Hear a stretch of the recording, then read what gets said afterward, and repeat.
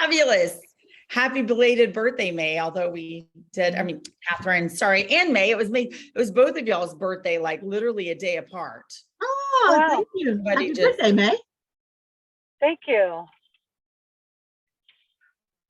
I'm driving, so I'm not going to be able to respond much.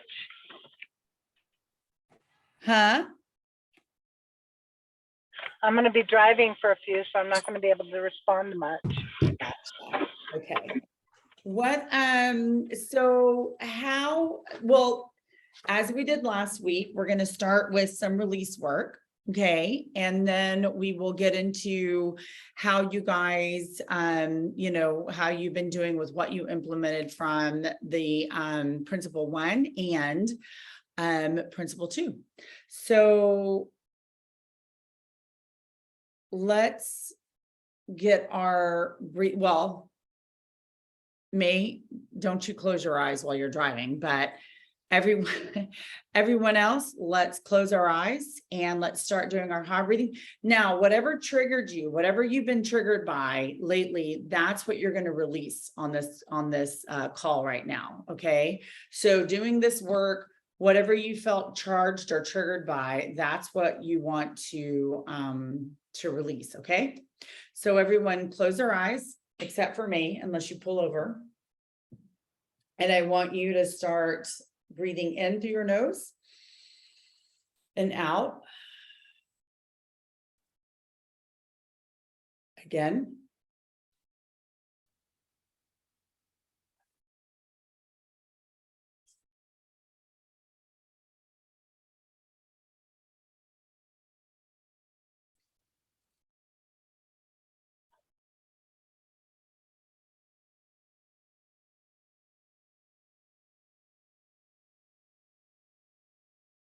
Breathe in again.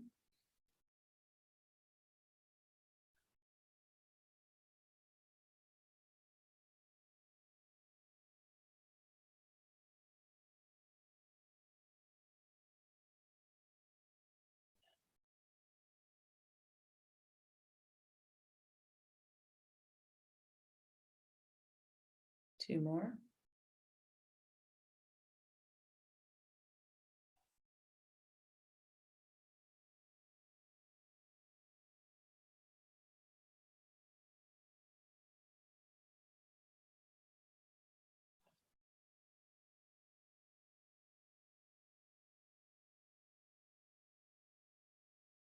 Okay.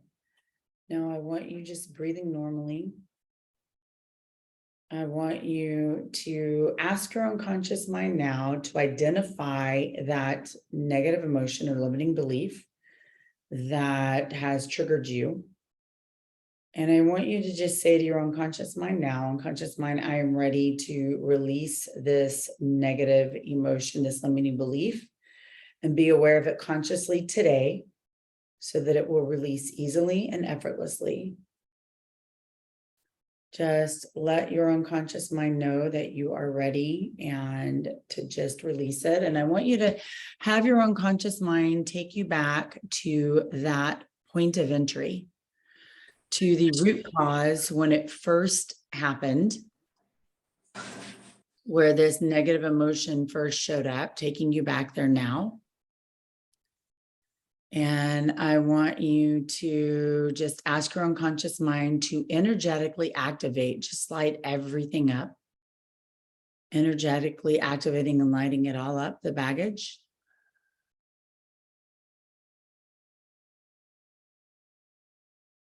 Good. And I want you to just pay attention to when it starts to disappear.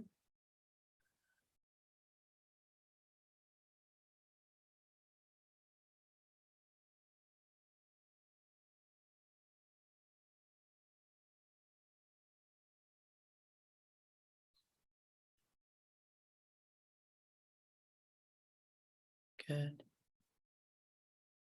I want you to ask your unconscious mind to preserve the learnings.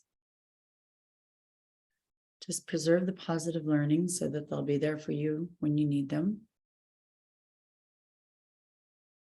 And then I want you to just bring in the light from above and heal up any tender spots made available by the removal of this negativity that was held in that emotion. Good.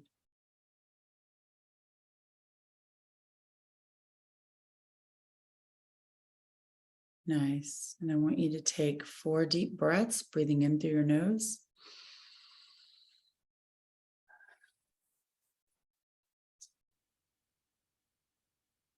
Again.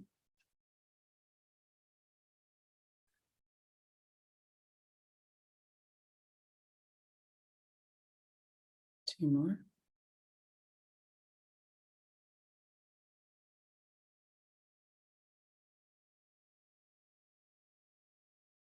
One more.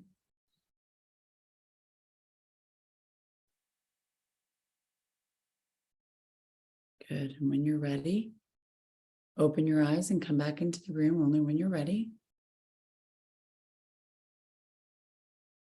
Good.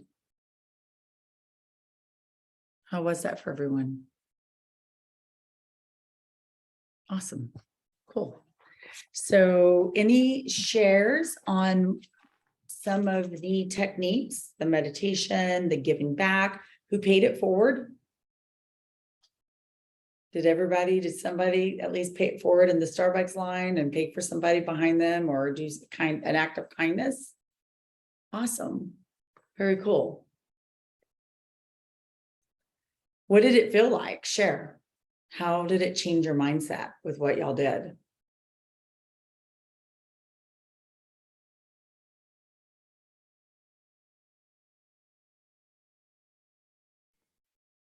Diane, you're muted. I'll go. Okay. There we go. Can you hear me now? Yeah. Okay. Whenever I can help another individual, it gets out of self and self-pity. It always makes you feel better, and knowing that you're helping that other individual, no matter what the situation may be. Okay. Thank you for sharing. Anyone else?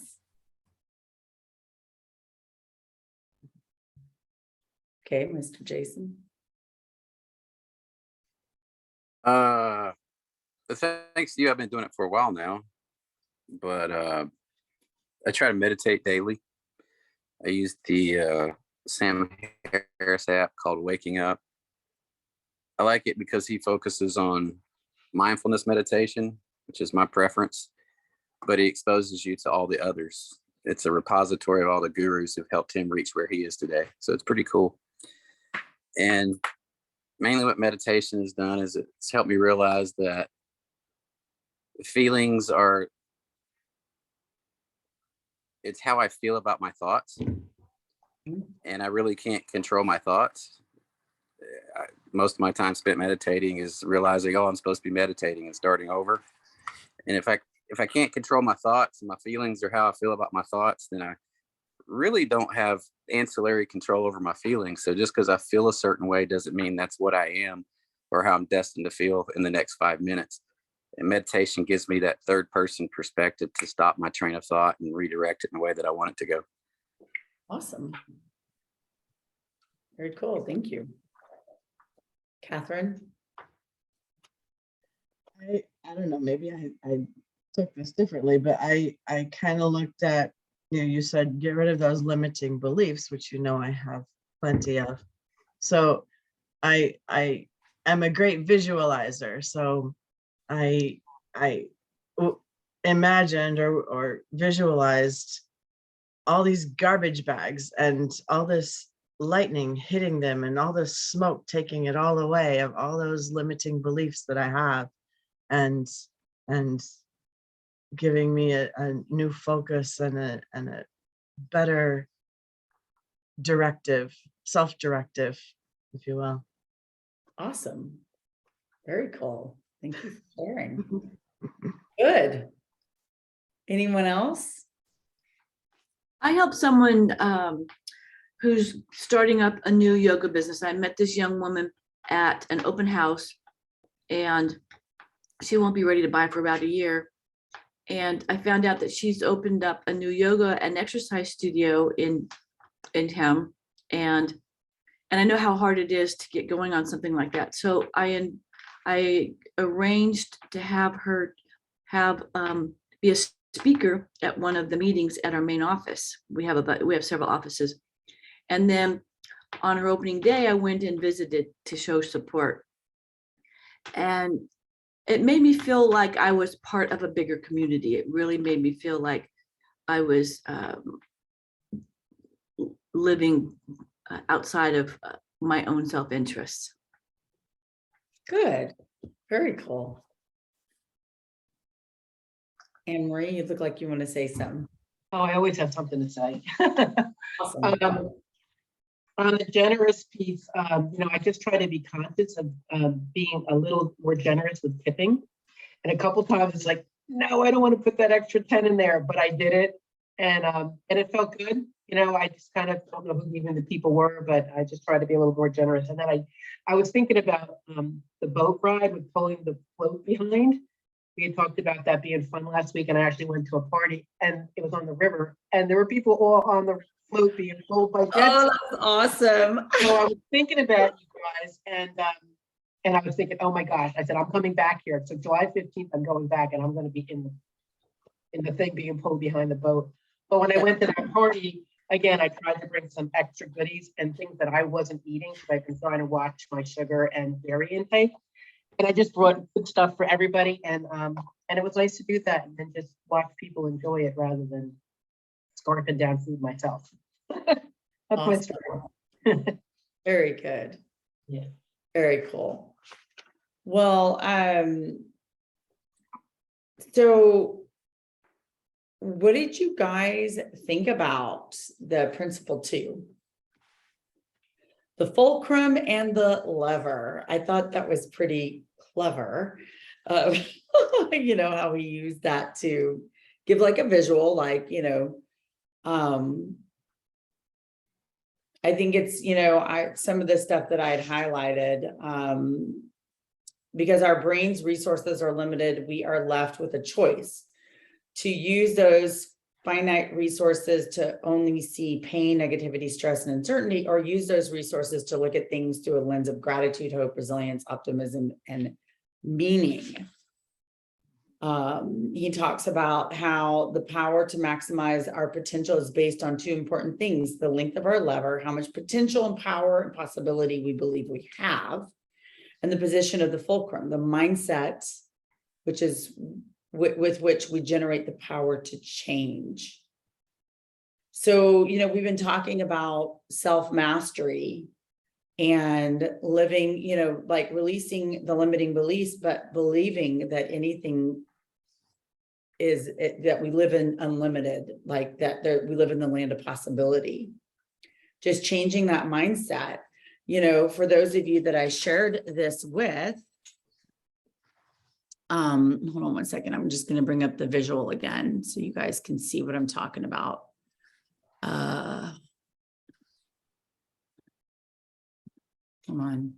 From the mastermind with Gary Keller, when we look at this right here, moving from entrepreneurial to purposeful, it's the mental ceiling of achievement, not the fundamental, but the mental.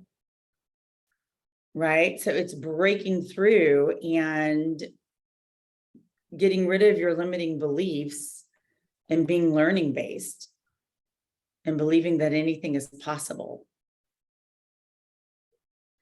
And it's, it is in alignment with what, Sean's written.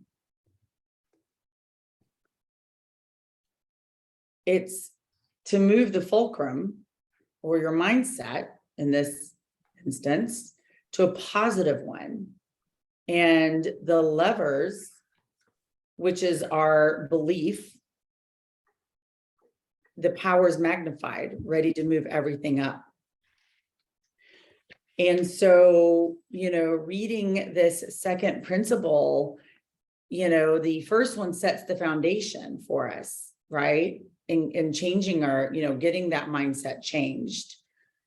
Our external reality is far more malleable than many of us think, and far more dependent on the eyes through which we view it. So in NLP, we believe that we create our own reality. And in this book, that's what he even says. We create our reality. You know, we set the tone for our day on how we wake up, how we choose our day to be. So if we choose to see the glass half full versus half empty, then that's the reality we've created for ourselves. Right. And it's the whole mindset with even what's going on right now in the market. Do we look at it as this shift in a negative way or a shift in a positive way? And time. Oh my goodness. That whole experiment that they did with the 70-year-old men, 75-year-old men, and they told them, we want you to believe that you're 55, you're going to dress like you're 55. These are your pictures when you're 55. And it was scientifically proven that they even looked younger, they felt younger. And the people that they did the experiment on that worked, they, you know, gave them the mindset of the activities that they were doing would be burning calories and they'd be losing weight on half the employees. And that half of the employees, they lost weight. And the other half did the same exact activities and they didn't lose weight because they didn't have that mindset. How much more efficient and productive, not to mention happy, could you be if you changed the way you view the hours in your workday? For those of us who, oh, there's not enough time in the day. Oh, I'm not getting everything done. Well, because you're telling yourself that. If you switch to the 80-20 rule and you look at it as your 20%, I mean, gosh, isn't it a little more plausible to say that I just have 20% to do today versus 80%? Like, it seems more doable, right? To say, yeah, I've got my 20% that I'm going to do today versus, yeah, I got 80% to do today.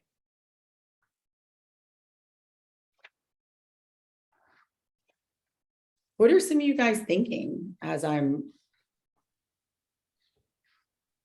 Well, I applied this this week. My sister and I had to take some mattress and box spring to the dump. And we had we had to lift that darn heavy thing, those two things into the truck. We had to tie them down. We know what we were doing. We hadn't been to the dump before. And it was really, and it could have been a real onerous, the hard thing to do, especially when it comes to tying down the mattress. We weren't sure if it was going to be flying off when we were driving down the road. But instead, I chose to look at it as a funny experience and all the stuff that we were doing and kind of botching at times. I just opted to make it funny and fun. And it ended up being like a comedy it took us a couple hours to get the whole project done. And it ended up being a comedy because rather than looking at it as a chore and having to do something I hadn't done before and looking at that as being difficult, I looked at it as all a comedy, and it made the whole day go differently. Good. Good. Anyone else?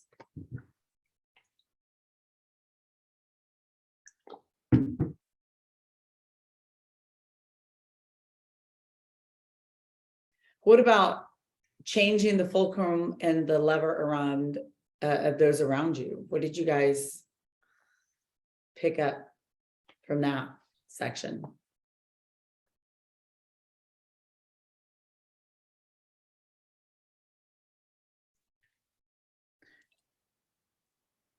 Is that more by exposure to you being that way? Mm-hmm. Yeah. What, Jason?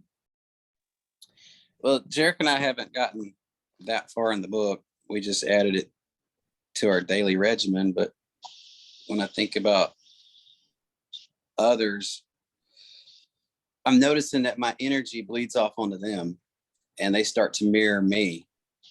And a lot of times in sales, you try to mirror them. But in general, I've started trying to be the mirror, present the attitude and the mindset that I want them to have and bring them to my way of being. And it's been having a positive effect. I feel I've been having more positive interactions. Maybe it's just me trying to be more intentional, but that's sort of how I've been thinking about it. That seems to apply to maybe helping others move their fulcrums and levers in positive ways. I don't know if that's applicable or not, but that's what crossed my brain. That's good. Yeah, absolutely. Anyone else?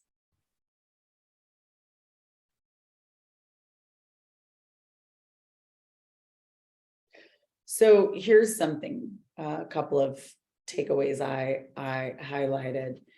Imagine then the power we all have to influence the performance of those around us positively or negatively. For instance, when researchers remind elderly people that cognition typically declines with age, they perform worse on memory tests than those who had no such reminders. How many well-meaning managers shoot themselves in the foot when they similarly remind those under them at work of their weaknesses? Conversely, as we've seen, when a manager openly expresses his faith in an employee's skill, he doesn't just improve mood and motivation, he actually improves their likelihood of succeeding. What we expect from people and from ourselves manifests itself in the words we use. And those words can have a powerful effect on end results. This means, as you will continue to see in the coming chapters, that the best managers and leaders view each interaction as an opportunity to prime their employees for excellence. See, it's again, I reference NLP. We have what's called the IR, internal representation. And for those of you who have done future pacing goal setting, I've said, what's your IR? How do you view yourself? Your internal representation, pick that up, put it in the future in your timeline, drop it. So when you see someone, how do you see them? Do you see them as weak, or they don't know what they're talking about, or do you see them as whole and resourceful, and they're doing the best that they can with the resources and tools that they have? Do you see them as doing the best that they can? Mm-mm. Does that make sense? Mhm. So what I'd love to challenge each of you is to experiment thinking of a time when you were feeling super motivated, successful, really great. You were feeling so powerful. And I want you to think of that time. And I want you to have that internal representation of yourself. I want you to remind yourself of who you are, using that internal representation every morning when you wake up, right? In your meditation, if you're doing your meditations, have that internal representation of yourself and see how that's going to change your mindset. You're probably going to start even looking younger and healthier. Seriously. Okay, so that's a challenge. And I want to challenge you to pick one person that you also want to have that internal representation of. So when you speak with them, you've got that, how you're seeing them in your mind when you speak with them. Because it's true, we could see someone as a certain way, and we don't realize how our tone's coming out, how our body language is. But that other person can feel it. It's called a contagion, like it's contagious. They can feel it. It's energy.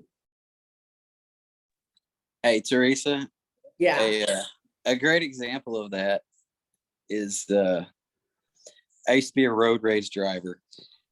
Everybody was an idiot and a moron. And once I started meditating one day, it crossed my mind while I was driving. Is it possible that everybody out here is stupid except me? That doesn't make sense. It must be me. And so I started thinking about, if I was an old lady, how would I drive? If I was an old dude with bad eyesight, how would I drive? I realized people are doing the best. They're not out there trying to screw up my day. They're literally trying to just make their life as easy as possible. And it just happens to conflict with my goals at the time. Yeah. And so thanks to you, I'm now going to transfer that to off the road. Good. Yeah, it's funny, isn't it? How sometimes we go, well, maybe it's not everyone around me, maybe it's me. And it's the way that I'm, projecting. What's going on in our life that's causing us to project that way? Why are we projecting the way that we are? So those are your challenges. And reading principle number 3, which is going to be pages 87 to 104. Okay. So we've upped it now. Now we're doing one or several steps of principle 1. And now in principle 2, we are changing the way we see ourselves. And we're seeing ourselves in that positive, light of when we're motivated, we're successful, we're making things happen in a positive way, not only for ourselves, but we're also seeing, let's start with one person. Okay. And master that, because it's about self-mastery, right? I could say everyone that you meet, that's how you should. And, for those of you who are brand new at this, it can be challenging sometimes. So it's great to start with one person that you're finding that maybe you're not seeing in the best light and you want to. Okay. And then we'll read principle 3, and next Thursday we will meet again, share, we'll do more release work. And I may even take you guys on a self meditation, quick meditation journey. Okay. Any last thoughts before we dismiss or go on our way? Cool. Awesome. Thank you guys for showing up like you are. And I will see y'all all soon. Be well. Bye.